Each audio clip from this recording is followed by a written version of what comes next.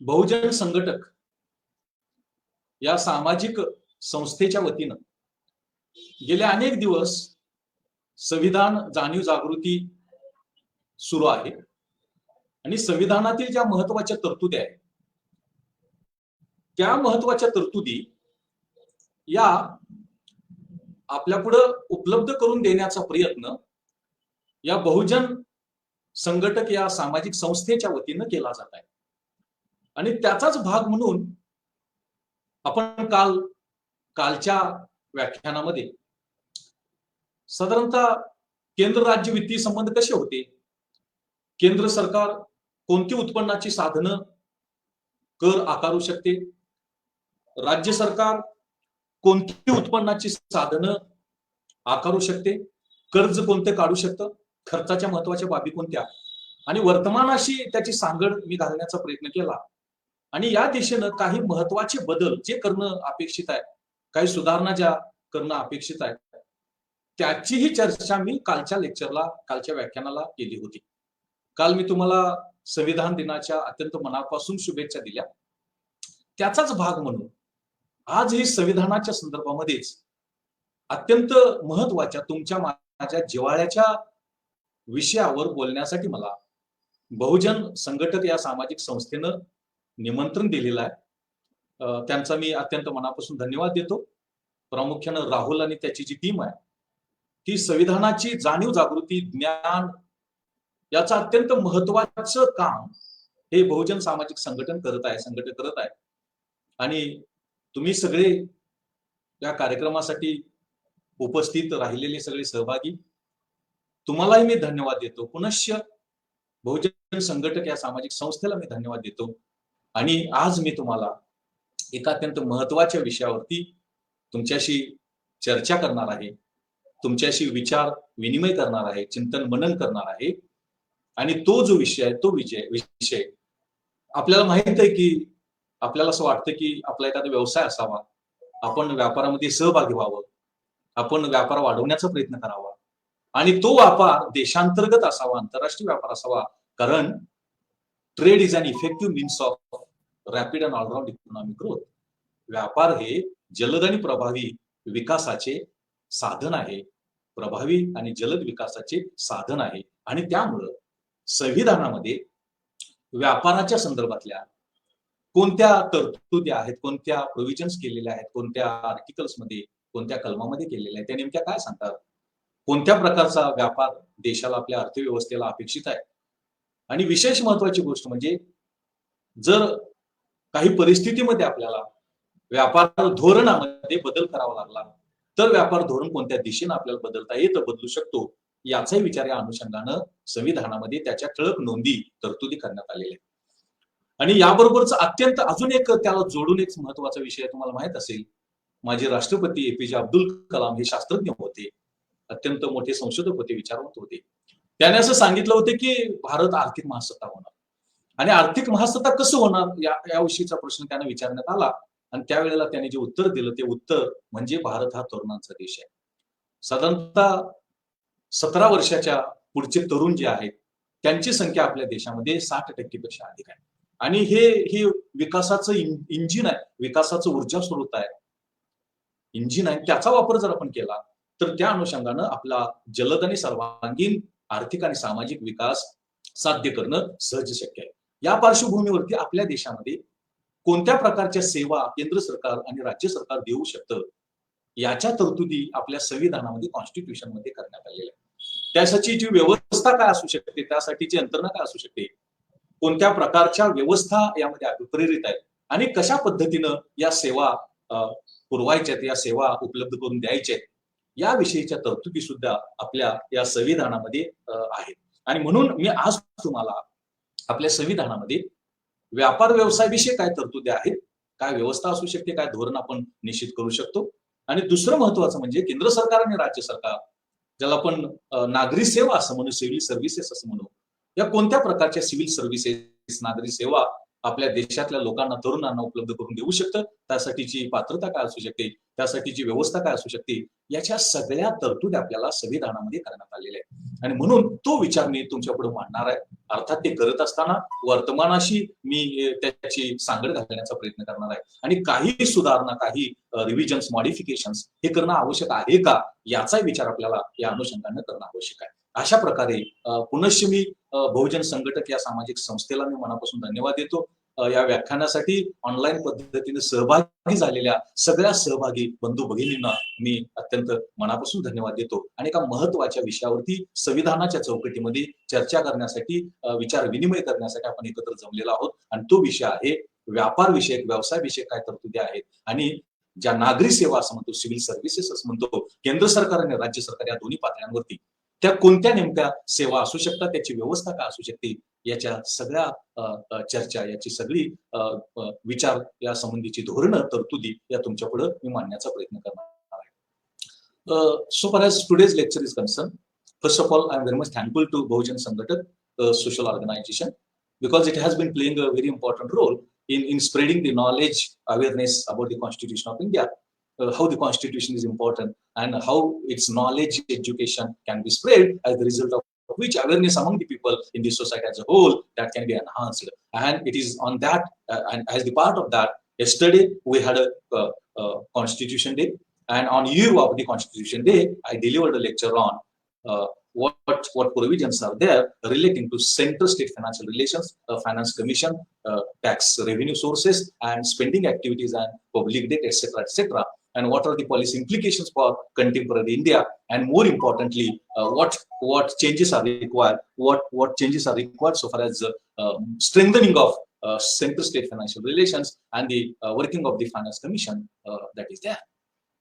Today, I am going to speak on very important topic, that is what provisions are there in the Constitution of India relating to trade within state, interstate, how trade can be carried out. Are there any provisions, are there any restrictions, what can be a policy formulated based on the provisions those are there in the Constitution of India, that also I want to place before you. Once again, I am very thankful to one and all, and I am delivering my lecture so far as today's lecture is concerned. Basically, I want to speak on two components, two topics. One is civil services which are being provided by the government of India and the state government, and prominently what trade provisions are there within the state, interstate, that is there. So moving towards what services those can be provided is concerned. I am sharing my presentation that will be more effective so far as my lecture is concerned. मी मगाशी म्हणाल्याप्रमाणे आज सुद्धा कालच्या प्रमाणेच एक अत्यंत महत्वाचा विषय, तो विषय तुमच्या पुढे पोहोचविण्याचा प्रयत्न मी आज करणार आहे. आणि तो विषय आहे की आपल्या संविधानामध्ये व्यापार, वाणिज्य याविषयीच्या तरतुदी काय आहेत, राज्यामधल्या आणि आंतरराज्यामधल्या. आणि विशेष महत्वाची गोष्ट म्हणजे नागरी सेवा, ज्याला आपण सिव्हिल सर्व्हिसेस असं म्हणतो, केंद्र सरकारने, राज्य सरकार, या नागरी सेवा कशा पद्धतीनं देता येतील, कोणत्या पद्धतीने देता येतील, कोणत्या प्रकारची व्यवस्था असू शकते, याचा विचार आपल्याला त्या अनुषंगाने करणं आवश्यक आहे. आज माझ्या व्याख्यानामध्ये एकूण 2 ते 3च घटकांवरती मी तुमच्याशी विचार विनिमय करणार आहे. एक म्हणजे आपल्या संविधानामध्ये व्यापार आणि वाणिज्य याविषयीच्या कोणत्या तरतुदी आहेत. नंबर 2, केंद्र आणि राज्य यांच्याकडून दिल्या जाणाऱ्या, या सरकारांकडून दिल्या जाणाऱ्या ज्या नागरी सेवा आहेत, ज्याला आपण सिव्हिल सर्व्हिसेस असं म्हणतो, त्या नागरी सेवा कशा पद्धतीने आपल्याला देता येतात, कशा पद्धतीची व्यवस्था ही निर्माण करावी लागते. आणि या सगळ्या तरतुदी आपल्याला आपल्या संविधानामध्ये कलम 301 ते कलम 323 यामध्ये त्यांचा अंतर्भाव करण्यात आलेला आहे. म्हणजे नेमक्या व्यापार, वाणिज्य आणि नागरी सेवा याविषयीच्या केंद्र सरकार आणि राज्य सरकार यांच्यामध्ये, या संदर्भामध्ये आपल्या संविधानामध्ये, भारतीय राज्यघटनेमध्ये कोणत्या प्रकारच्या तरतुदी करण्यात आलेल्या आहेत, तो विचार मी मांडणार आहे तुमच्या पुढे. आणि वर्तमान भारताशी त्याचा काय संबंध असू शकतो, वर्तमान भारताशी त्याचा काय आपल्याला सहसंबंध जोडता येतो, ते पण बघायला पाहिजे. आणि तिसरा महत्वाचा एक मुद्दा मी तुमच्या पुढे मांडणार आहे की काय सुधारणांची गरज आहे का, कोणत्या सुधारणा ह्या करणं आवश्यक आहे, कोणत्या सुधारणा आपल्याला हा व्यापार, वाणिज्य आणि या नागरी सेवा अधिक चांगल्या पद्धतीनं आपल्या देशामध्ये केंद्र सरकार आणि राज्य सरकारकडून दिल्या जातील, याची चर्चा आपल्याला करता येते, करणं शक्य आहे. So far as today's lecture is concerned, basically it is divided into 3 parts. Number one, what provisions are there in the Constitution of India relating to trade and commerce and the civil services which are being provided by the central government as well as state government. In addition to that, what can be implications for the contemporary is being provided by the government of India and state government is concerned. And lastly, what can be a way forward? How, what changes are required? What provisions are required?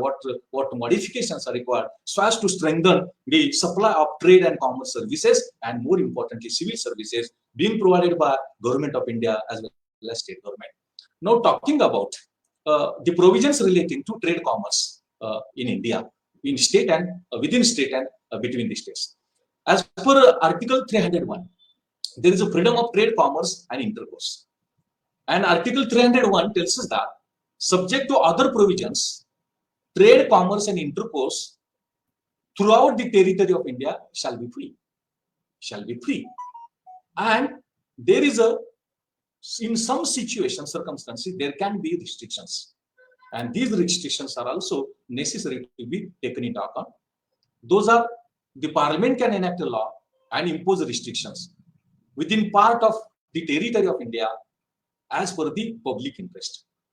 And the restrictions on the legislative powers cannot be implemented unless and until that will lead to non-discrimination and that will promote trade and commerce. पहिल्यांदा मी हे तुम्हाला सांगण्याचा प्रयत्न करतोय की आपल्या संविधानामध्ये व्यापार आणि वाणिज्य आणि राज्यांमधला आर्थिक सहसंबंध किंवा संबंध याविषयीचे ज्या संविधानामध्ये तरतुदी आहेत त्या तरतुदी कलम 301 नुसार चालू होतात. आणि संविधान असं म्हणते की आपल्या देशामध्ये व्यापार आणि वाणिज्य हे मुक्त आहे राज्यामध्ये आणि राज्यामध्ये. फक्त जर केंद्र सरकार आणि राज्य सरकार यांनी जर काही तरतुदी केल्या तर व्यापार आणि वाणिज्य आणि आंतरराज्यीय आणि राज्यामधल्या आर्थिक व्यवहारांवरती नियंत्रण येऊ शकतात, बंधनं येऊ शकतात. कलम 301 असं म्हणतं की जर केंद्र सरकार आणि राज्य सरकारनं असं वाटलं की आपल्याला काही नियंत्रण आणण्याची गरज नाही, बंधनं आणण्याची गरज नाही, तर व्यापार आणि वाणिज्य आणि राज्यामधला आर्थिक व्यवहार हा मुक्त असेल, तो बंधन मुक्त असेल. पण कलम 302 असं म्हणतं की संसदेला आणि राज्यामध्ये विधानसभा आणि विधान परिषदेला असे काही अधिकार आहेत की त्या अधिकाराप्रमाणे लोकांच्या हितासाठी पब्लिक इंटरेस्टमध्ये राज्यामध्ये किंवा राज्यांमध्ये होणारा व्यापार आणि वाणिज्य याच्यावरती नियंत्रण, बंधनं लादता येतात, बंधनं लादणं शक्य आहे. मात्र त्याच वेळेला ही बंधनं लादत असताना, ही नियंत्रण लादत असताना राज्यामधल्या व्यापारामध्ये आणि राज्यांमधल्या व्यापारामध्ये कलम 303 असं म्हणतं की जर त्या नियंत्रणांमुळे, जर त्या बंधनांमुळे जर भेदजन्य वागणूक दिली जात असेल राज्यामध्ये किंवा राज्यांमध्ये, त्यातून काही वर्जन होत असेल, त्याचा काही प्रतिकूल परिणाम होत असेल, तर अशा प्रकारची बंधनं, अशा प्रकारची नियंत्रणं, अशा प्रकारची प्रॉहिबिशन्स लादता येणार नाहीत किंवा ती लादणं शक्य नाही. आणि म्हणून समजा की वस्तूंचा तुटवडा निर्माण झाला, स्केरसिटी निर्माण झाली, आता पेट्रोल सारखा विषय आहे, डिझेल सारखा विषय आहे किंवा काही वेळेला अन्नधान्याच्या किमती वेगाने वाढत असतात, तर अशा वेळेला केंद्र सरकार, राज्य सरकार मुक्त व्यापारावरती राज्यामध्ये आणि आंतरराज्यामध्ये नियंत्रण लादू शकतात, बंधनं लादू शकतात, अशा प्रकारची तरतूद करण्यात आलेली आहे. आणि म्हणून इतर राज्यातून येणाऱ्या ज्या वस्तू आहेत त्यांची जी आयात आहे ती त्यांची आयात नियंत्रित करता येते कलम 304 प्रमाणे, आर्टिकल 304 प्रमाणे. मात्र त्याच वेळेला ही दक्षताही घेणं आवश्यक आहे की त्यामधून डिस्क्रिमिनेशन होऊ शकेल, भेदजन्य वागणूक मिळू शकेल त्या राज्यामध्ये किंवा राज्यांमध्ये, याची दक्षता ही घेणं आवश्यक आहे. आणि या स्थितीमध्ये कलम 304चं बी सांगतं तुम्हाला की काही मर्यादित नियंत्रण, काही मर्यादित बंधनं केंद्र सरकार, राज्य सरकार कलम 304 प्रमाणे लादू शकतं, आकारू शकतं, पण त्या लोकांच्या हितासाठी. आणि ते सगळं करत असताना पार्लमेंटमध्ये, संसदेमध्ये आणि विधानसभा, विधान परिषदेमध्ये आपल्याला तो कायदा संमत करावा लागतो, ते बिल संमत करावं लागतं. आणि जोपर्यंत केंद्रामध्ये राष्ट्रपती आणि राज्यामध्ये राज्यपाल यांची मान्यता मिळत नाही तोपर्यंत आपल्याला अशा प्रकारची बंधनं लादता येत नाहीत, अशा प्रकारची बंधनं आपण लादू शकत नाही. की अशा प्रकारची व्यवस्था या आपल्या संविधानामध्ये व्यापार आणि वाणिज्य या संदर्भातल्या तरतुदींच्या संदर्भामध्ये आपल्याला केल्याचं दिसतं. म्हणजे you can restrict trade within the state as well as between the states in some circumstances, and the circumstances that can be, there is the situation of scarcity of goods, and because of that prices are rising and it is becoming very difficult to avail those commodities. In such a situation, government of India as well as central government can impose some restrictions in the interest of public, in the interest of people, and that provision is there in Article 303 on the imports of the commodities from these states, other states. Some restrictions can be imposed, but this should not lead to discriminate commodities imported from other states within the state.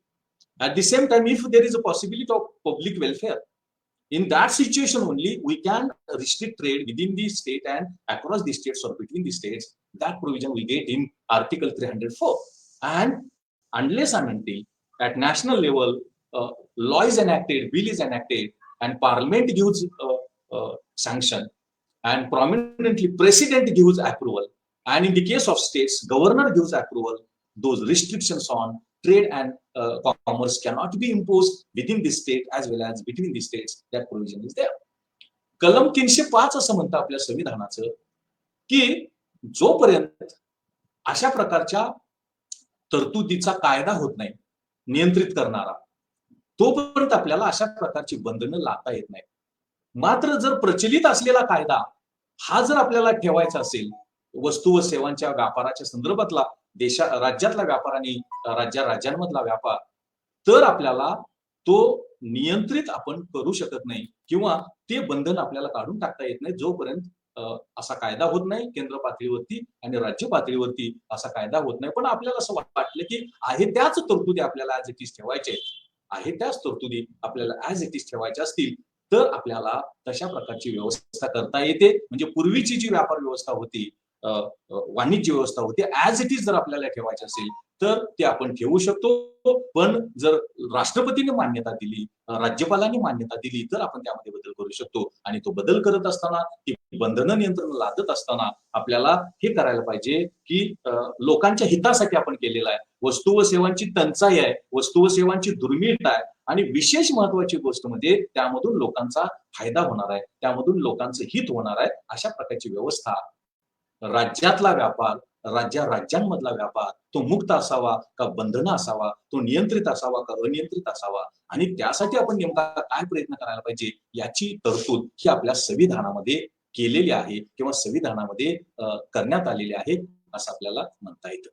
आणि विशेष महत्वाची गोष्ट म्हणजे हा बदल करत असताना म्हणजे राज्यामध्ये नियंत्रण लादणं किंवा कमी प्रमाणामध्ये लादणं किंवा त्या विशिष्ट राज्यामध्ये व्यापार वाणिज्यावरती नियंत्रण लादणं किंवा कमीत कमी नियंत्रण लादणं, यासाठी आपल्याला एका व्यवस्थेची, एका अथॉरिटीची नेमणूक करता येते.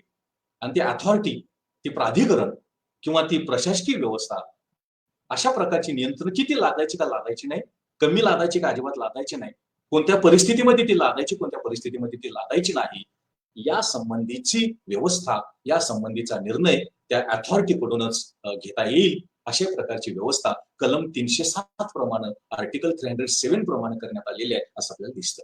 As per article 307 of the constitution, to restrict trade within the state and between the states, there is a need for a special authority, and that special authority is necessary to be appointed, and on the basis of that only full restrictions, partial restrictions, those can be imposed, and in that direction that provision is there in article 307 of the constitution.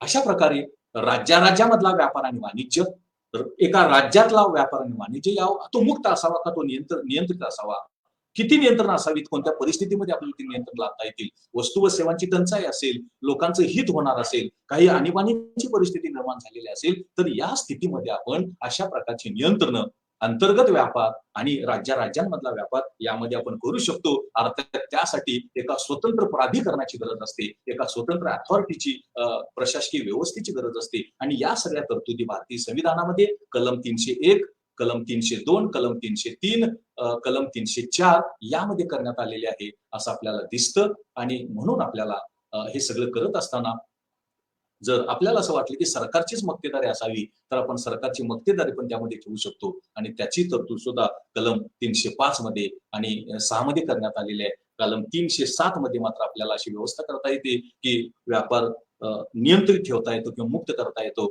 नियंत्रण अंशतः ठेवता येतं किंवा पूर्णतः ठेवता येतं, अशा प्रकारची व्यवस्था ही यामध्ये करण्यात आलेली आहे. Then I am moving towards the next part of my lecture, that is civil services under central government and state governments. Already I have mentioned that India is a young India, and youth population in the age group 17 and above up to 27, it is more than 60%.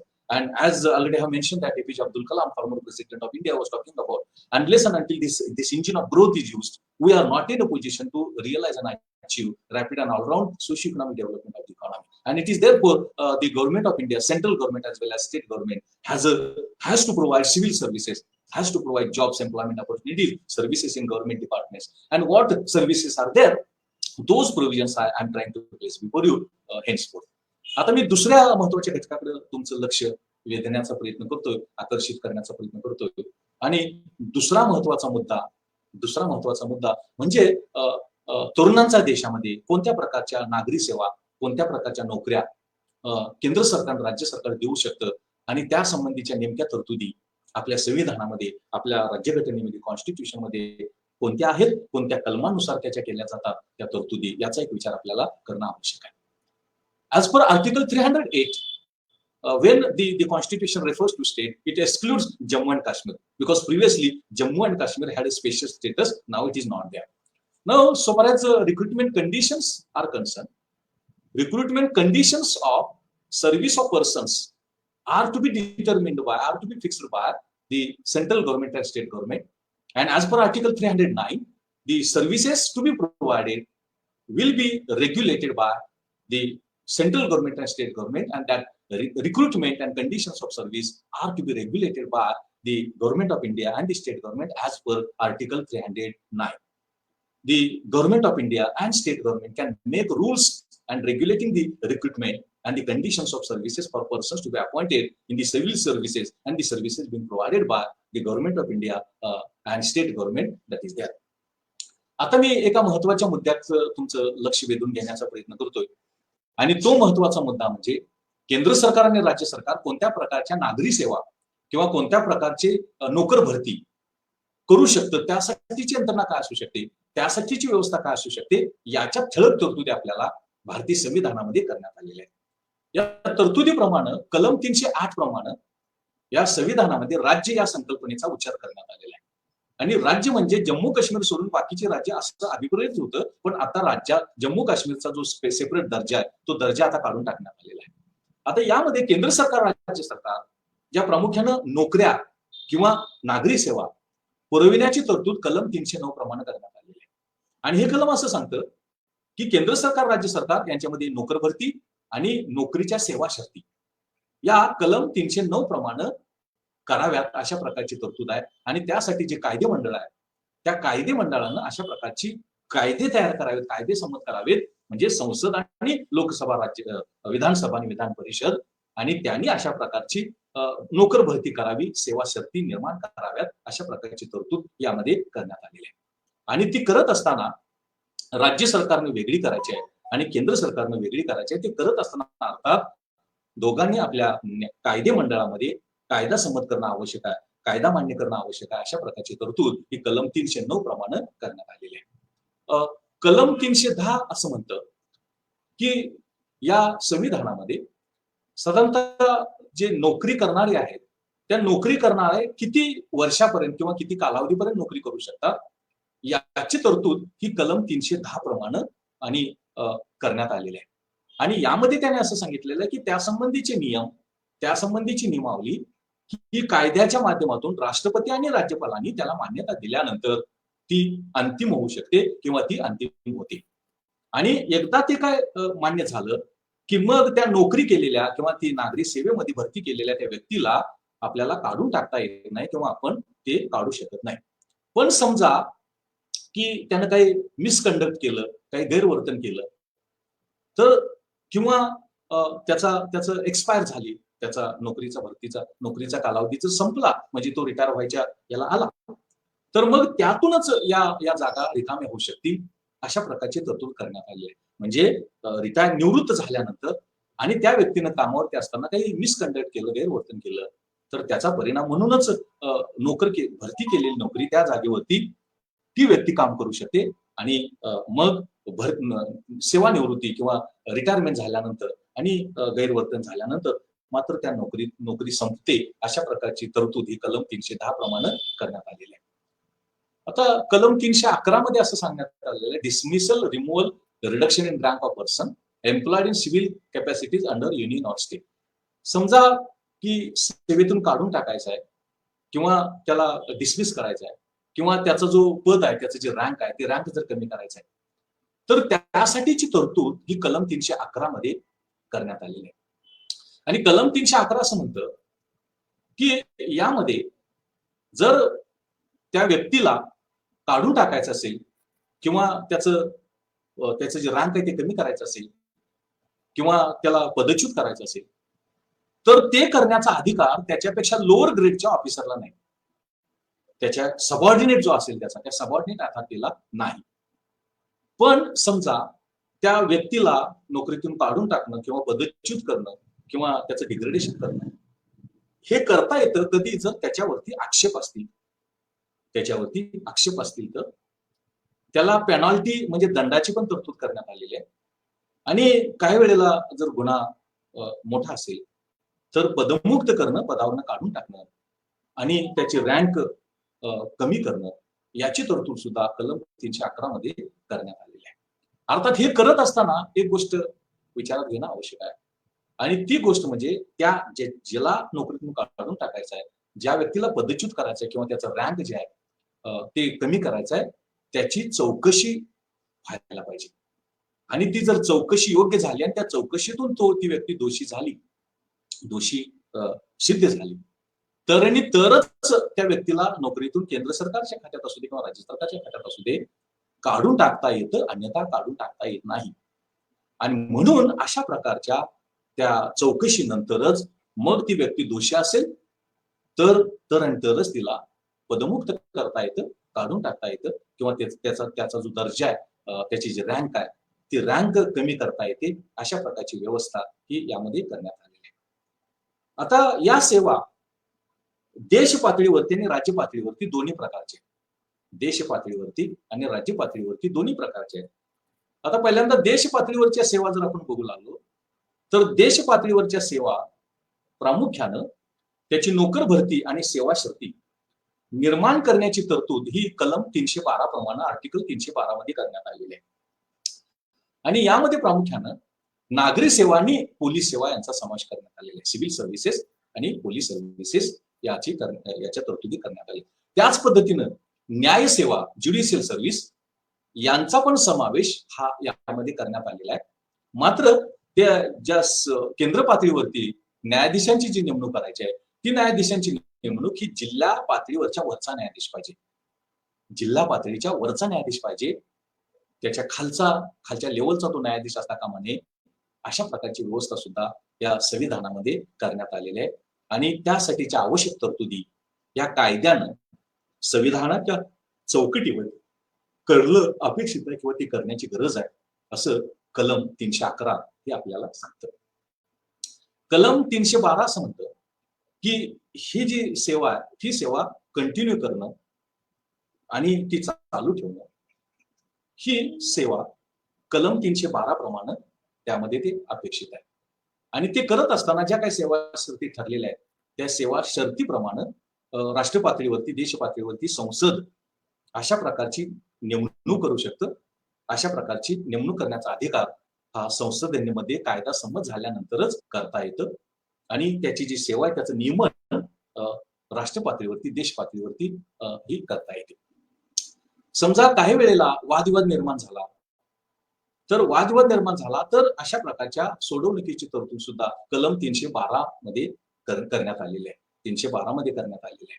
आणि तो जो भांडण तंटा आहे, तो जो वादविवाद आहे, तो वादविवाद मिटविण्याची तरतूद ही कलम 312 मध्ये करण्यात आली आहे. कलम 313 मध्ये असं सांगते की हे झालं राष्ट्र पातळीवरती.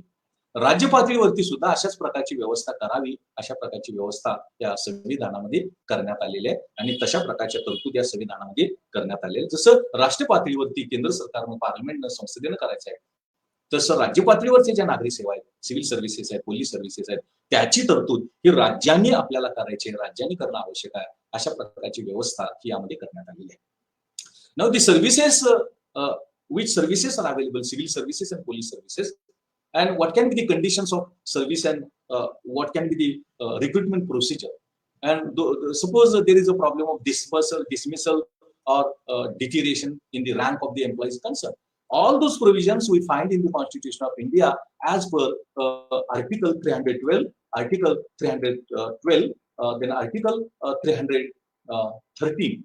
Those provisions are there. And in addition to that, like the civil services at national level, like the police services at national level, there is a provision in the Constitution of India in Article 313 to make such a provision at state level also for civil services and police services to be provided.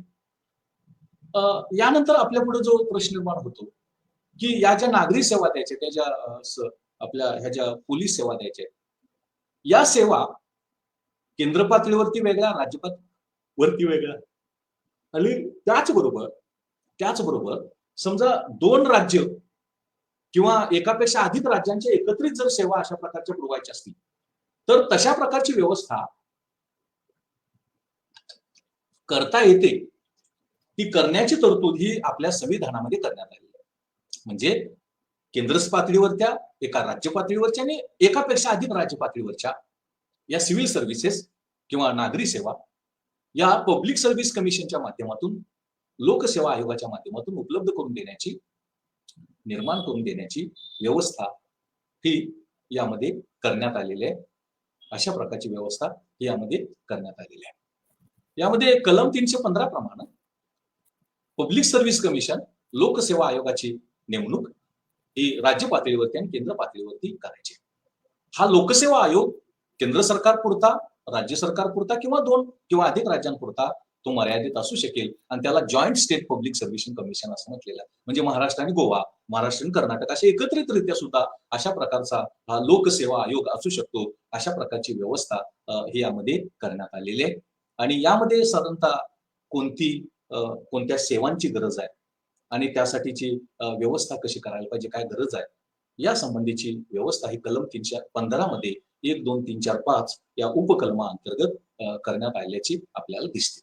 आता हा जो लोकसेवा आयोग आहे, public service commission आहे, त्यासाठी साधारण त्याची रचना कशी असू शकते, त्याचं स्ट्रक्चर कसं असू शकतं, तर त्याचा चेअरमन असू शकतो, त्याचे मेंबर्स असू शकतात. त्याचा चेअरमन असू शकतो आणि त्याचे मेंबर्स असू शकतात. आणि याची तरतूद कलम 316 मध्ये करण्यात आलेली आहे.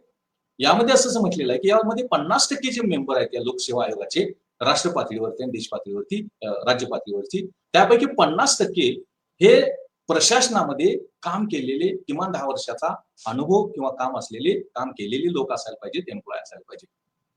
समजा की राजाच्या राजवटीमध्ये त्यांनी काम केलेलं असेल तर राजाच्या राजवटीमध्ये केलेल्या कामाचा अनुभव सुद्धा हे जे पब्लिक सर्व्हिस कमिशन आहे, लोकसेवा आयोग आहे, देश पातळीवरचा आणि राज्य पातळीवरचा, त्या सेवा गृहीत मानून त्यांनाही सदस्य म्हणून, मेंबर म्हणून मान्यता द्यावी किंवा त्याची नेमणूक करावी. अशा प्रकारची व्यवस्था ही यामध्ये करण्यात आलेली आहे. आणि हे सगळं करत असताना साधारणतः कोणता हेतून आपल्याला ती नेमणूक करायची आहे, तो हेतू सुद्धा यामध्ये आपल्याला स्पष्ट करायला पाहिजे असं सांगितलेलं आहे. आता हे जे केंद्रीय लोकसेवा आयोग आणि राज्य लोकसेवा आयोग यांचं जे रिटायरमेंटचं, निवृत्तीचं जे वय आहे, ते निवृत्तीचं वय हे देश पातळीवरती 65 वर्षापर्यंत काम करू शकतात. म्हणजे केंद्रीय लोकसेवा आयोग यामधला जो सदस्य आहे, याचा जो अध्यक्ष आहे, तो 65 वर्षापर्यंत काम करू शकतो. आणि राज्य लोकसेवा आयोग किंवा एकत्रित राज्य लोकसेवा आयोग यातला जो सदस्य आहे तो 62 वर्षापर्यंत काम करू शकतो. अशा प्रकारची इथं व्यवस्था करण्यात आलेली आहे. समजा त्यांना असं वाटलं की आता मला राजीनामा द्यायचा आहे, तर राजीनामा तो सदस्य म्हणजे केंद्रीय लोकसेवा आयोग, राज्य लोकसेवा आयोग किंवा एकत्रित लोकसेवा आयोग यामधला जो सदस्य आहे, तो सदस्य, त्याचा अध्यक्ष असेल किंवा सदस्य असेल, तो राजीनामा हा देऊ शकतो. किंवा तो लोकसेवा आयोगाचा जो सदस्य आहे त्या लोकसेवा आयोगाच्या सदस्याला काढून टाकण्याची व्यवस्था ही सुद्धा या कलम 316 मध्ये करण्यात आलेली, बडतर्फ करण्याची किंवा काढून टाकण्याची करण्यात आलेली आहे. आणि यामध्ये अपात्र दाखवलं जातं. यामध्ये अपात्र दाखवून अशा प्रकारचे बडतर्फ किंवा काढून टाकण्याची व्यवस्था ही यामध्ये करण्यात आलेली आहे. अर्थात हे करत असताना त्यासाठी राष्ट्रपतींची ऑर्डर पाहिजे किंवा राष्ट्रपतींना तो अधिकार आहे देशपातळीवरती, आणि त्याचं सबळ कारण पाहिजे की का तुम्ही काढून टाकताय, आणि त्याची तरतूद कलम 317 मध्ये करण्यात आलेली आहे. तुम्ही बडतर्फ करू शकता किंवा काढून टाकू शकता, पण त्यासाठी सदस्याला किंवा अध्यक्षाला, पण त्यासाठी देश पातळीवरची राष्ट्रपतींची आणि राज्य पातळीवरची गव्हर्नर राज्यपालांची मान्यता ही त्याला आवश्यक आहे किंवा त्याची मान्यता ही गरजेची आहे. मग यामध्ये प्रामुख्यानं त्याला केव्हा काढून टाकता येतं, तर साधारणतः तो इनसॉल्वंट असेल, समजा तो बाहेर पैसे मिळवणारा व्यवसाय करत असेल किंवा नोकरी करत असेल, किंवा काम करण्यासाठी तो अयोग्य असेल, किंवा तो त्याचं शारीरिक फिटनेस किंवा मानसिक फिटनेस नाही, या स्थितीमध्ये त्याला बडतर्फ करता येते, किंवा त्यानं गुन्हेगारी वर्तन केलं, मिसबिहेव्हिअर केलं, तर या स्थितीमध्ये त्याला काढून टाकता येते. आता हे सगळं करत असताना हे त्याची जी ते लोकसेवा आयोग आणि राज्यसेवा आयोग यासाठीच्या त्याचा मेंबर होण्यासाठी आणि अध्यक्ष होण्यासाठी, त्यासाठी त्यांचं नियमन करण्यासाठी त्यांच्या सेवा सरती निश्चित करण्याचं काम हे कलम 18 प्रमाणे 318 प्रमाणे केलं जातं, किंवा कलम 318 ही अशा प्रकारची व्यवस्था ही करू शकते. आणि प्रामुख्यानं त्याचा गैरफायदा घेतला जाणार नाही, त्या अध्यक्षांना त्या सदस्यांना अशा प्रकारची दक्षता घ्यावी, अशा प्रकारची व्यवस्था यामध्ये करण्यात आलेली आहे. आणि त्यांनी प्रामुख्यानं अशा प्रकारचं पद स्वीकारत असताना तो अपात्र नाही असं होता कामा नये, तो पात्र असेल. त्यानंतर जो सदस्य आहे तो चेअरमन होऊ शकतो, पण तो होत असताना त्याचा जो कालावधी आहे तो त्या कार्यकाल हा ठरलेला आहे. तो कार्यकाल ठरलेला आहे केंद्रीय लोकसेवा आयोगामध्ये, राज्य लोकसेवा आयोगामध्ये आणि इव्हन एकत्रित लोकसेवा आयोगामध्ये अशा प्रकारचा त्याचा तो कार्यकालावधी ठरलेला आहे. त्याच्या पुढं तो काम करू शकत नाही. हा जो लोकसेवा आयोग आहे राज्य पातळीवरचा आणि देश पातळीवरचा, त्याने काही महत्वाच्या भूमिका या बजावायच्या असतात. So far as civil and police services to be provided by central government and state government is concerned, what can be the structure of Public Service Commission, how the chairman or president will be there, and all other members will be there, and they can work at national level, they can work up to 65 years, and at state level they can work up to 62 years. That provision is there. आता हा जो लोकसेवा आयोग आहे त्याने काय काम करायचं आहे, तर पहिली गोष्ट म्हणजे त्यानं परीक्षा घ्यायच्या आहेत. त्याच्या परीक्षा भरतीसाठी नागरी सेवा, पोलीस सेवा यासाठीची जी लागणारी परीक्षा आहे त्या परीक्षांचं नियोजन करायचं आहे, आणि त्यांनी सल्ला द्यायचा आहे केंद्र सरकारला आणि राज्य सरकारला, यामध्ये बाबा नोकर भरती कशी करावी, कोणत्या पद्धतीने करावी, यामध्ये कोणत्या पदांसाठीच्या जागा आपल्याला आवश्यक आहे, त्यानंतर त्याची भरती कशी करावी, बढती कशी, प्रमोशन्स कशी द्यावी, ट्रान्सफर बदल्या कशा करावे, या संबंधीचं मार्गदर्शन या केंद्रीय आणि राज्य पातळीवरच्या लोकसेवा आयोगानं करायचं आहे, आणि त्याची तरतूद कलम 320 प्रमाणे करण्यात आलेली आहे.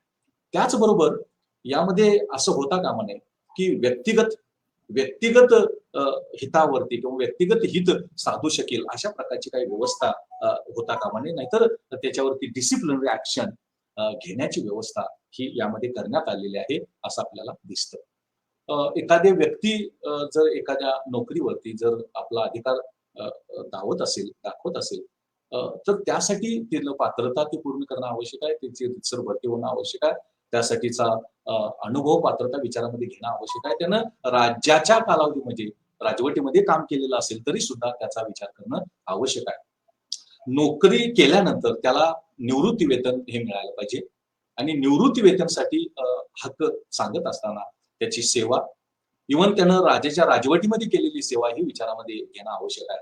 आणि ते सगळं विचारामध्ये घेऊन मग राज्यपाल आणि आपले राष्ट्रपती हे सेवानिवृत्ती किंवा निवृत्ती वेतन याविषयीचा तरतूद यामध्ये त्यांच्या मान्यतेनं करण्यात आलेले आहे. आणि त्यांचं जी नियमावली आहे, त्यांचं जे नियमन आहे, ते नियमन हे या संविधानाप्रमाणे करण्यात आलेले आहे किंवा करण्याची व्यवस्था करण्यात आलेली आहे असं आपल्याला दिसतं.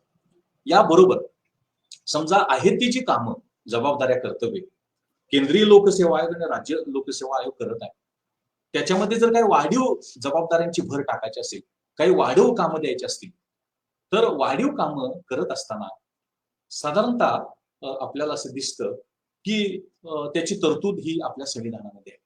म्हणजे केंद्रीय लोकसेवा आयोग आणि राज्य लोकसेवा आयोग यांना काही वाढीव कर्तव्य द्यायचे असतील, वाढीव जबाबदाऱ्या द्यायच्या असतील, तर ही वाढीव कर्तव्य, वाढीव जबाबदाऱ्या देण्यासाठी कलम 321 मध्ये तरतूद करण्यात आलेली आहे.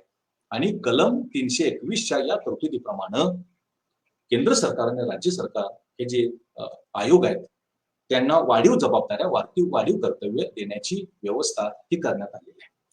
Now, so far as recruitment is concerned, working of the Public Services Commission is concerned, it requires to spend, it requires to incur expenditure. And there is a provision in the Constitution of India about how to meet that expenses to be incurred by the Public Service Commissions. And that provision is there in the Article 322.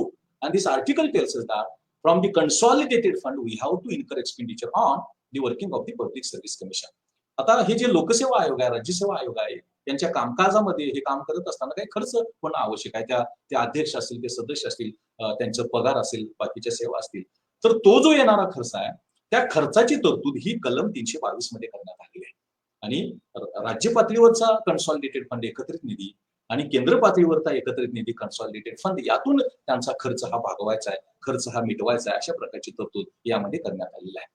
आता हे जे लोकसेवा आयोग आहेत राज्य पातळीवरची आणि देश पातळीवरची, त्यांनी दर वर्षाला आपला अहवाल राष्ट्रपतींना आणि गव्हर्नरांना, राज्यपालांना सादर करायचा आहे.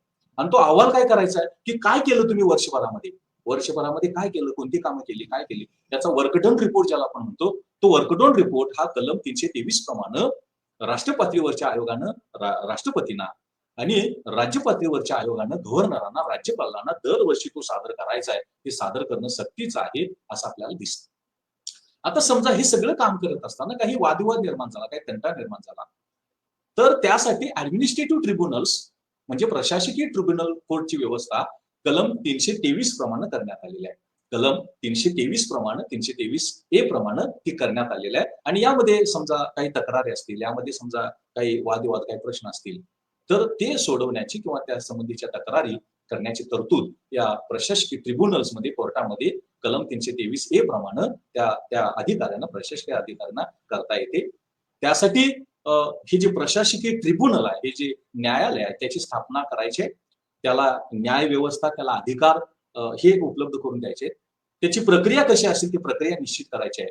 आणि या न्याय व्यवस्थेतून कोणाला वगळलं जाणार नाही, कोणावरती अन्याय होणार नाही, याची दक्षता सुद्धा या कलम 323A प्रमाणे करायची आहे, अशा प्रकारची आपल्याला दिसते.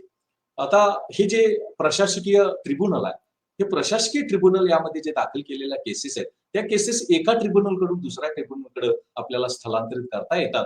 आणि या केसेस निकालात काढणं किंवा काढून घेणं या संबंधीची व्यवस्था सुद्धा हे यामध्ये करण्यात आलेली आहे. याबरोबरच इतर कारणांसाठी सुद्धा अशा प्रकारच्या न्याय व्यवस्था, कोर्टची व्यवस्था, ट्रिब्युनलची व्यवस्था करण्यात आलेली आहे. आणि ती व्यवस्था 323B प्रमाणे करण्यात आलेली आहे. यामध्ये भांडण असेल, तक्रार असतील, काही गुन्हा असेल, तर या संबंधीच्या तरतुदी ह्या कलम 323B मध्ये केलेल्या आहे. अर्थात ते कायद्याच्या चौकटीमध्ये कायदेसंमत करायचे राष्ट्र पातळीवरती आणि राज्य पातळीवरती संविधानाच्या चौकटीमध्ये. आणि त्यामधून हे प्रश्न आपल्याला सोडवायचे, ते प्रश्न सोडवणं आवश्यक आहे. त्याचबरोबर त्यासाठीचा लागणारा कर गोळा करणं, महसूल गोळा करणं, परकीय चलन गोळा करणं, आयात निर्यात, त्यानंतर औद्योगिक आणि कामगार कायदे, जमीन संपादन करणं, नागरी भागामध्ये संपत्तीवरती मर्यादा आणणं, निवडणूक घेणं, उत्पादन, पुरवठा, विभाजन अन्नधान्याचं या संबंधी, आणि त्याचबरोबर जे कुळ व्यवस्था आहे त्याचं नियंत्रण आणि नियमन करणं याविषयीची व्यवस्था सुद्धा यामध्ये करण्यात आलेली आहे. त्यानंतर गुन्हेगारी किंवा क्रिमिनल्स आणि ते जे ट्रिब्युनल्स आहेत, ते जे कोर्ट आहे, ट्रिब्युनल, अशा प्रकारचं कोर्ट यांना अधिकार दिलेले आहेत, त्यांना प्रक्रिया कशी असावी ते सांगितलेलं आहे. आणि त्यांना न्याय व्यवस्थेमधून वगळता येणार नाही. केंद्र पातळीवरची तशाच प्रकारची व्यवस्था राज्य पातळीवरती करण्यात आलेली आहे, राज्यांमध्ये सुद्धा करण्यात आल्याचं आपल्याला दिसतं. या सगळ्या पार्श्वभूमीवरती आतापर्यंत आपण साधारणतः या ज्या नागरी सेवा आहेत, या नागरी सेवा राज्य पातळीवरच्या आणि देश पातळीवरच्या कशा पद्धतीनं ह्या आपल्याला उपलब्ध होऊ शकतात आणि त्यासाठीची व्यवस्था काय असू शकते, ती त्यासाठीची व्यवस्था ही आपल्या संविधानामध्ये स्पष्ट पद्धतीनं, स्पष्ट रूपानं करण्याचा प्रयत्न हा केलेला आहे. म्हणजे एका राज्यातला व्यापार, राज्यामधला व्यापार, त्याच्यावरती नियंत्रण किंवा तो व्यापार मुक्त करणं, आणि दुसऱ्या बाजूला केंद्रीय लोकसेवा आयोग, राज्य लोकसेवा आयोग, त्यामध्ये होणाऱ्या नागरी सेवा आणि पोलीस सेवांसाठीची भरती, त्यासाठीच ते आयोग, त्याची रचना, अध्यक्ष, सदस्य त्यांच्या आणि त्यामध्ये निर्माण होणारे जर काही तक्रारी झाल्या, काही कंप्लेंट झाल्या, काही गुन्हा झाला, तर त्यासाठीचे ट्रिब्युनल किंवा त्या कोर्टाची व्यवस्था, या सगळ्या व्यवस्था यामध्ये करण्याचा प्रयत्न केलेला आहे किंवा या सगळ्या व्यवस्था यामध्ये करण्यात आलेल्या आहे. मग आता प्रश्न निर्माण होतो की आपल्या संविधानामध्ये व्यापार आणि वाणिज्य राज्यामधला तो मुक्त ठेवायचा, तो नियंत्रित ठेवायचा, आणि केंद्र पातळीवरती आणि राज्य पातळीवरती नागरी सेवा आणि पोलीस सेवा, त्याची व्यवस्था, त्याची भरती, त्याची पात्रता, त्याचा आयोग, त्याचा अध्यक्ष, त्याचे सदस्य, त्यांच्या कालावधीचं पद्धत, त्यानंतर त्यांचं वेतन, निवृत्ती वेतन, त्याचा खर्च, या सगळ्या व्यवस्था आपल्या संविधानामध्ये आहेत, आपल्या कॉन्स्टिट्यूशन मध्ये आहेत. आणि त्याच्याशी संबंधित, त्याच्याशी पूरक कायदे संसदेमध्ये आणि विधान परिषदेमध्ये, विधानसभेमध्ये ते करायचे, आणि त्या कायद्यांच्या चौकटीमध्ये संविधानाचा आधार घेऊन संविधानातल्या तरतुदीप्रमाणे अशा प्रकारचे कायदे संमत करून मग तो आयोग असेल, नोकर भरती असेल, पोलीस सेवा असेल किंवा नागरी सेवा असेल, त्यामध्ये ते करायचे. आता या पार्श्वभूमीवरती या ज्या आपल्या संविधानामधल्या तरतुदी आहेत, प्रामुख्यानं कलम 301 ते 323, या ज्या तरतुदी आहेत, या तरतुदींचा वर्तमान संदर्भ काय आहे, वर्तमानाशी काय संबंध किंवा वर्तमानाशी त्याची सांगड आपल्याला कशी घालता येते, वर्तमानामध्ये आपल्याला नेमकं काय चित्र दिसतं, त्याचाही विचार करणं आपल्याला आवश्यक आहे. Till this moment what I try to explain before you, in the Constitution of India, from Article 301 to Article 323, there are provisions relating to trade within the state and between the states, and commerce as well. And in addition to that, civil and police services to be provided.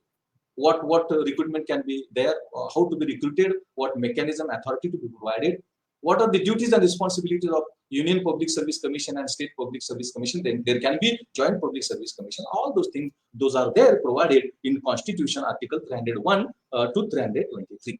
Now the question that arises before us: what is the contemporary implications? What is the contemporary relevance of the provisions relating to trade and commerce, and also civil and police services to be provided at national level and state level? That is there. Now talking about that, talking about what are the contemporary implications.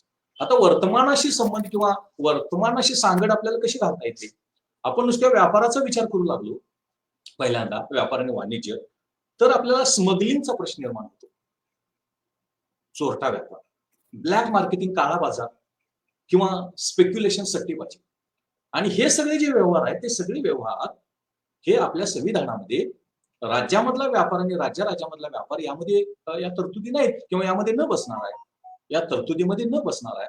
असं असताना सुद्धा अशा प्रकारचं होत असल्याची अनेक उदाहरणं आपल्याला दिसतात. म्हणजे यामध्ये काळा बाजार, यामध्ये स्मगलिंग, चोरटा व्यापार, आणि त्याचबरोबर सट्टेबाजी, आणि त्याचा प्रतिकूल परिणाम हा आपल्याला या लोकांच्या जीवनावरती, कल्याणावरती, समाधानावरती होत असतो. मग आता हे कसं होतं, तर याचा विचार आपल्याला या अनुषंगानं करणं आवश्यक आहे. संविधानाच्या चौकटीमध्ये आपण ते विचारामध्ये घेणं आवश्यक आहे. याचा अर्थ असा की जरी आपण व्यापार किंवा वाणिज्य मुक्त केला किंवा अंशतः नियंत्रित केला, तरी सुद्धा याच्यावरती संविधानाच्या चौकटीमध्ये आपल्याला नियमन असायला पाहिजे, रेग्युलेशन असायला पाहिजे, आणि त्या दृष्टीने विचार हा आपल्याला व्यापार आणि वाणिज्य या संदर्भामध्ये करायला पाहिजे. आणि आपण जर तो नाही केला तर मग भाववाढीचा प्रश्न असेल, किंमतवाढीचा प्रश्न असेल, आणि प्रामुख्यानं या देशातला, समाजातला गरीब जो माणूस आहे, गरीब जो घटक आहे, त्याला जगणं, उदरनिर्वाह करणं कठीण होतं. आणि आज जर आपण बघितलं तर असं आपल्या लक्षात येतं की आज भाववाढीचा प्रश्न, किंमतवाढीचा प्रश्न गंभीर आहे. मग या स्थितीमध्ये जरी आपण मुक्त व्यापार राज्यामध्ये किंवा राज्यामध्ये स्वीकारलं ते धोरण, तरी सुद्धा या भाववाढीच्या परिस्थितीमध्ये आपण नियंत्रण लादावीत अशा प्रकारची तरतूद ही भारतीय संविधानामध्ये, कॉन्स्टिट्यूशन मध्ये, आणि त्याचा वापर या स्थितीमध्ये आपण करणं आवश्यक आहे. आज जर आपण पेट्रोलच्या किमती बघितल्या, डिझेलच्या किमती बघितल्या, किंवा इव्हन अन्नधान्याच्या किमती बघितल्या, तर किंमत वाढ प्रचंड दिसते. मग या स्थितीमध्ये आपण संविधानाचा आधार का घेत नाही, किंवा संविधानामध्ये व्यापार वाणिज्य या संदर्भातला आधार का घेत नाही, किंवा काही ठिकाणी ब्लॅक मार्केटिंग असतं, स्मगलिंग असतं, काही ठिकाणी स्पेक्युलेशन असतं. या स्थितीमध्ये प्रामुख्याने किंमत, तर आज पेट्रोल डिझेल बघितलं तर 100 रुपयाच्या वर आहे, हे न परवडणार आहे. मग या स्थितीमध्ये आपण संविधानाचा आधार घेऊन ते नियंत्रित आपल्याला करणं आवश्यक आहे, करणं गरजेचं आहे, ते करणं अपेक्षित आहे, असं आपल्याला म्हणता येतं. आता विशेष महत्वाची गोष्ट, आपण जर नागरी सेवांकडे जर वळलो तर साधारणतः देश पातळीवरच्या आणि राज्य पातळीवरच्या, तर आपल्याला असं चित्र दिसतं की नोकर भरती रिक्रुटमेंट, नोकर भरतीमध्ये फार मोठ्या प्रमाणात अनियमितता आहे. आर्थिक कारण किंवा इकॉनॉमिक मेजर अशा प्रकारची कारण सांगून नोकर भरतीमध्ये सातत्य नाही, नियमितता नाही. मग हे संविधानाच्या या चौकटीमध्ये बसणार नाही, कारण नोकर भरती नियमित व्हायला पाहिजे. भारत तरुणांचा देश आहे, तरुण लोक आहेत, क्वालिफाईड लोक आहेत आणि ते प्रयत्न करतायत, तर त्यांना आपण ही नोकर भरती करायला पाहिजे, असा एक वर्तमानाशी संबंध हा आपल्याला करता येतो, जोडता येतो. म्हणजे नोकर भरती, सिव्हिल सर्व्हिसेस, पोलीस सर्व्हिसेस देश पातळीवरती आणि राज्य पातळीवरती ही नियमित असायला पाहिजे, ती प्रक्रिया नियमित असायला पाहिजे आणि ती घडवून आणली जात नाही, केली जात नाही, त्याचा विचार आपण करायला पाहिजे संविधान आणि आपल्याकडे असलेले तरुण क्वालिफाईड लोक या दृष्टिकोनातून. दुसरा महत्वाचा मुद्दा असा की ही जी नोकर भरतीची प्रक्रिया आहे, केंद्रीय लोकसेवा आयोग असू द्या किंवा राज्य लोकसेवा आयोग असू द्या, ही जी भरतीची प्रक्रिया आहे ती फार दीर्घकालीन आहे, फार वेळ लागतो. परीक्षा, रिझल्ट, पूर्व परीक्षा, मुख्य परीक्षा, मुलाखत, ही जी प्रक्रिया आहे ती फार दीर्घकाळ आणि त्यामध्ये 1 वर्षापेक्षा अधिक कालावधी जातो. याचे प्रतिकूल परिणाम तरुणांवरती होतात. तर ही प्रक्रिया स्पीडअप करायला पाहिजे, त्याचा कालावधी कमी करायला पाहिजे. आपण ते ठरवायला पाहिजे की एवढ्या वेळेमध्ये ही सगळी प्रक्रिया करायची, 3 महिने, 6 महिने निश्चित करायला पाहिजे आणि त्या चौकटीमध्ये आपण ती प्रक्रिया पूर्ण करण्याचा प्रयत्न करायला पाहिजे, ती प्रक्रिया पूर्ण करून घ्यायला पाहिजे असं आपल्याला दिसतं. आता वर्तमानामध्ये असा एक प्रश्न निर्माण होतो की अनेक तरुण क्वालिफाईड मुलं ही सिव्हिल सर्व्हिसेससाठी राज्य पातळीवरती आणि केंद्र पातळीवरती सुद्धा फार मोठे कष्ट करतात, 10-10, 12-12, 20-20 तास, 18-18 तास, 15-15 तास अभ्यास करतात, तयारी करतात. मात्र आता एक लेटेस्ट ट्रेंड डेव्हलप झालेला आहे की सेक्रेटरी असेल, डेप्युटी सेक्रेटरी असेल, या लेवलची पदं ही या युपीएससी परीक्षेच्या मार्फत न भरता काही वेगळ्या मार्गाने भरण्याची प्रक्रिया पण आपल्याला दिसते आणि मला वाटतं हे संविधानाच्या विरोधी आहे. हे आपल्या कॉन्स्टिट्यूशन मध्ये जी प्रोव्हिजन आहे त्याच्या विरोधी आहे. आपण तो स्पर्धा परीक्षा दिलेला, या चाळणीतून आलेला, पूर्व परीक्षा, मुख्य परीक्षा, मुलाखत, यातून वर आलेला, यातून आपली पात्रता सिद्ध केलेलाच पाहिजे. मात्र आता काही लेटेस्ट ह्या काही वर्षामध्ये आपल्याला एक नवीन ट्रेंड दिसतो की सेक्रेटरी असेल, डेप्युटी सेक्रेटरी असेल, असिस्टंट सेक्रेटरी असेल, ऍडिशनल सेक्रेटरी असेल, या लेवलची काही पदं ही या परीक्षा सोडून साधारणतः इतर मार्गाने, ज्याला आपण बॅकडोर एंट्री असं म्हणूया, त्या मार्गाने करण्याचा प्रयत्न हा केला जातोय आणि मला वाटतं हे संविधानामध्ये न बसणार आहे. संविधानामधल्या ज्या तरतुदी आहेत आयोगाच्या आणि नोकर भरतीच्या, सिव्हिल आणि पोलीस सर्व्हिसेसच्या, त्यामध्ये ते बसणार नाही, याचा एक विचार आपल्याला यामध्ये वर्तमानाशी करणं आवश्यक आहे. आणखीन एक महत्वाचा मुद्दा जर आपण विचारात घेतला, भारत ही मिश्र अर्थव्यवस्था आहे, मिक्स्ड इकॉनॉमी आणि मिश्र अर्थव्यवस्था असल्यामुळं खाजगी क्षेत्र आणि सार्वजनिक क्षेत्र, म्हणजे सरकारच्या मालकीचं क्षेत्र आणि खाजगी क्षेत्र, अशी दोन्ही क्षेत्र आहेत आणि या दोन्ही क्षेत्रांमध्ये आपल्या संविधानामध्ये जी तरतूद आहे ती सरकारी नोकर भरती, सरकारी नागरी सेवा या संदर्भातली आहे. मग पुढे प्रश्न निर्माण होतो की खाजगी क्षेत्राचं प्राबल्य आहे, खाजगी क्षेत्राचं डॉमिनेशन आहे, कारण एकूण रोजगार निर्मितीमध्ये सरकारी क्षेत्रापेक्षा खाजगी क्षेत्राचं प्रमाण जास्त आहे. मात्र खाजगी क्षेत्राच्या नोकर भरती विषयीचं कुठला आयोग नाही, कुठली नियमावली नाही, कुठली व्यवस्था नाही आणि त्यामुळे होते काय, यामध्ये विभाजन, यामध्ये भेदजन्य वागणूक, यामध्ये वर्जनता, यासारखे प्रश्न यामध्ये निर्माण झाल्याचं आपल्याला दिसतं. आणि म्हणून खाजगी क्षेत्रातली जी नोकर भरती आहे, मग तो अधिकारी असेल किंवा अजून कोण असेल, तर त्यावरती सरकारचं कुठलंही नियमन नाही, त्यावरती संविधानाच्या चौकटीमध्ये आपण ते बघणं आवश्यक आहे आणि त्याचा समावेश सुद्धा आपण यामध्ये करणं गरजेचं आहे की जेणेकरून सरकारचं नियमन असू शकेल, अशा प्रकारच्या नोकर भरतीच्या व्यवस्थेचं नियमन असू शकेल. कारण खाजगी नोकर भरती पूर्णतः या संविधानाच्या किंवा या व्यवस्थेच्या, नोकर भरतीच्या व्यवस्थेच्या बाहेर गेलेली आहे, परिघाच्या बाहेर आहे आणि ते क्षेत्र मोठं आहे, खाजगी क्षेत्र मोठं आहे, तुलनेनं सरकारी क्षेत्र, सार्वजनिक क्षेत्र कमी आहे आणि त्याचा सुद्धा वर्तमानाशी सांगड घालणं आवश्यक आहे. 91 नंतरचं आपण देशातलं खाजगीकरण जर बघितलं तर पुन्हा पुन्हा खाजगी क्षेत्राचं महत्व हे वाढत चाललेलं आहे, खाजगी क्षेत्राचं महत्व हे अजून वाढत चाललेलं आहे आणि मग या स्थितीमध्ये प्रश्न निर्माण होतो की मग खाजगी क्षेत्रातल्या नोकर भरतीमध्ये सेवा शर्ती असेल, पगार असेल किंवा सामाजिक सुरक्षितता असेल किंवा नोकर भरती असेल, ही व्यवस्था कशी करायची, तर त्याचा सुद्धा विचार हा संविधानाच्या चौकटीमध्ये करायला पाहिजे. जसं आपण नोकर भरती खाजगी क्षेत्रात सार्वजनिक क्षेत्रातली सरकारच्या खात्यांची करतो, तशाच पद्धतीची व्यवस्था संविधानाच्या चौकटीमध्ये त्या खाजगी क्षेत्राची सुद्धा आपण करणं गरजेचं आहे. असाही विचार आपल्याला वर्तमानाशी त्याचा विचार करणं गरजेचं आहे. अन्यथा मोठं क्षेत्र आपण या नोकर भरतीतून संविधानाच्या या चौकटीमधून संविधानाच्या या फ्रेमवर्क मधून आपण सोडून देत आहोत, त्याला वगळत आहोत. अशा प्रकारचे चित्र आज निर्माण झाल्याचं आपल्याला दिसतं. तशा प्रकारची व्यवस्था ही निर्माण झालेली आहे. हे सगळं बघितल्यानंतर म्हणजे while talking about placing before you implications of the provision those are there in the Constitution of India about the trade and commerce and recruitment in civil and police services at national and state level. We find that there is a smuggling that takes place, black marketing takes place, speculation that takes place, and regulation of trade is required. Price rise, inflation is there, and poor cannot survive. And in the situation of corona pandemic, it has become very difficult. In this situation, there is a need for the question that arises is, in the framework of Constitution, there are provisions. Provisions are clear cut, but in that direction, the efforts are not being made so as to control smuggling, so as to control black marketing, so as to regulate, so as to control speculation and regulation of the trade. That is required, and that is needed.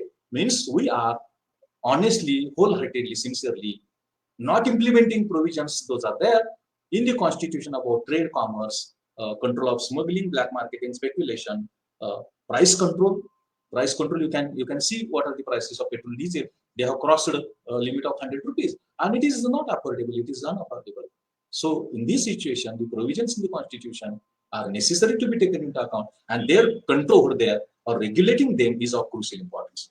Now, talking about recruitment, the civil services and police services, recruitment is not regular. It is haphazard.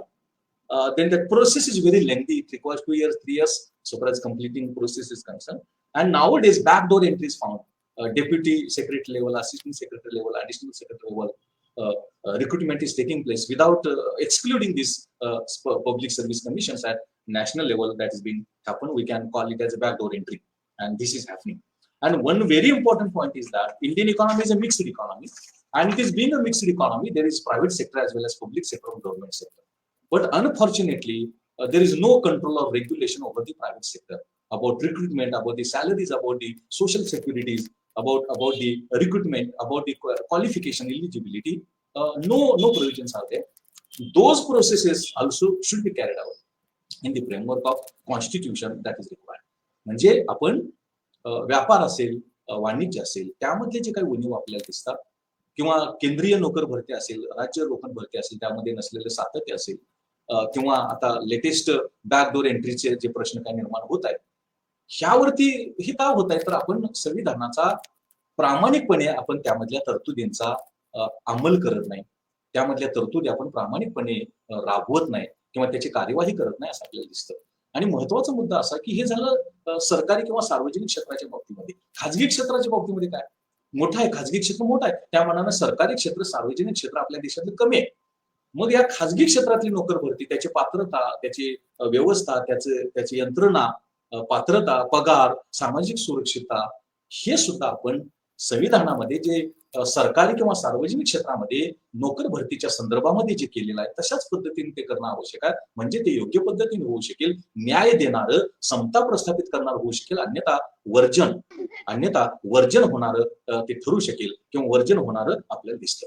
या सगळ्या पार्श्वभूमीवरती आपल्याला काय सुधारणा करणं आवश्यक आहे, काय दुरुस्त्या करणं आवश्यक आहे की आपल्याला हे जे काळा बाजार आणि हा जो चोरटा बाजार आणि सट्टेबाजी जी होत आहे त्याचं नियंत्रण आपल्याला करणं आवश्यक आहे. आणि ते करत असताना संविधानाच्या चौकटीमध्येच आपण ते करायला पाहिजे. दुसरी महत्वाची गोष्ट म्हणजे की व्यापारावरती नियंत्रण असायला पाहिजे संविधानाच्या चौकटीमध्ये, आणि जी काही प्राधिकरणाच्या काही व्यवस्था, जी काही खाते आहेत त्यांचं प्रभावी नियंत्रण हे यामध्ये असणं आवश्यक आहे. नोकर भरती नियमित करायला पाहिजे आणि ती नियमित प्रक्रिया करायला पाहिजे आणि अल्प कालावधीमध्ये आपण ती नोकर भरती करायला पाहिजे. खाजगी क्षेत्रातल्या नोकर भरतीवरती आपण नियंत्रण ठेवायला पाहिजे संविधानाच्या चौकटीमध्ये. आणि हे जे काय आपण बॅकडोर एंट्री चालू केलेली स्थिती ताबडतोब बंद करायला पाहिजे. आणि प्रामुख्यानं ही जी नोकर भरतीची प्रक्रिया आहे ती अधिक ट्रान्सपरंट, अधिक पारदर्शक करायला पाहिजे असं आपल्याला दिसतं. आणि व्यापारामध्ये, वाणिज्यामध्ये किंवा एकूण व्यवहारांमध्ये काही माल प्रॅक्टिसेस, काही गैरव्यवहार, काही लाचलुचपतीचे व्यवहार होत असल्याची चर्चा समाजामध्ये आपल्याला बघायला मिळते आणि ती आपल्याला ते बंद करायला पाहिजे. ते संविधानामध्ये न बसणार आहे किंवा संविधानाच्या चौकटीमध्ये ते येत नाही असं आपल्याला दिसतं. And therefore, in the last part of my lecture, what I try to place before you is there is a need for regulating, controlling smuggling and black marketing. Control of speculation is very much necessary, and monitoring and regulation of trade within the state and between the states is necessary. Regular recruitment should be carried out, and more importantly, in the name of outsourcing, where privatizing employment from the government or public sector, that should be stopped, and backdoor entry immediately we should stop, and the procedure should be speeded up, and it should be transparent, and the corruption and malpractices, the discussion in the society is there, that should be restricted. Then and then only what provisions are there relating to trade, commerce, and also civil services being provided, civil and police at central level, state level, that will be strengthened, that will be correct, and that will be suitable, that is there. अशा प्रकारे आज आपल्याला या संविधानाच्या चौकटीमध्ये व्यापार आणि वाणिज्य हे कसं आपल्याला व्यवस्थित करणं आवश्यक आहे, नेमक्या संविधानामध्ये कोणत्या तरतुदी आहेत आणि केंद्र पातळीवरती आणि राज्य पातळीवरच्या ज्या सेवा आहेत, नोकर भरती आहे, त्यामधल्या तरतुदी काय नेमक्या आहेत आणि नेमकं वर्तमानात चाललंय काय आणि कसं सुधारणा करणं आवश्यक आहे, या संबंधीच्या काही महत्वाच्या या संबंधीच्या बाबी या तुमच्या पुढे ठेवण्याचा प्रयत्न केला. पुनश्च मी बहुजन संघटक या सामाजिक संस्थेचं सहभागी झालेल्या सगळ्या बंधू भगिनींचं अत्यंत मनापासून मी त्यांना धन्यवाद देतो, आभार मानतो. आणि आपल्याला इथे थांबणं आवश्यक आहे. जेवढा वेळ पुरेसा घेणं आवश्यक होतं तो घेतला असं मला वाटतं.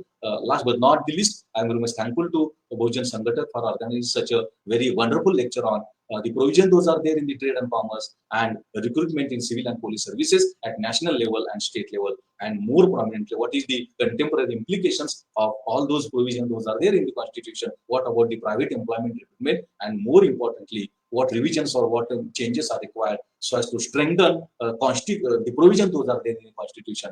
Taking only the help of constitution, we should go for trade within the state, commerce within the state and between the state, and civil services and police services at national level and state level, that is there. Here I must stand once again very much thankful. इथं थांबणं आवश्यक आहे आणि मी थांबण्याचा प्रयत्न करतोय की एका महत्वाच्या विषयावरती मला माझे विचार मांडण्याची, वर्तमानाशी सांगड घालण्याची आणि काही सुधारणा करण्याची कोणती गरज आहे याचा विचार, याचे चर्चा, याचा चिंतन मनन करण्याची संधी मला उपलब्ध करून दिली. तुम्हीही या कार्यक्रमासाठी, व्याख्यानासाठी आलात त्याबद्दल तुम्हाला धन्यवाद देतो आणि थांबतो. धन्यवाद.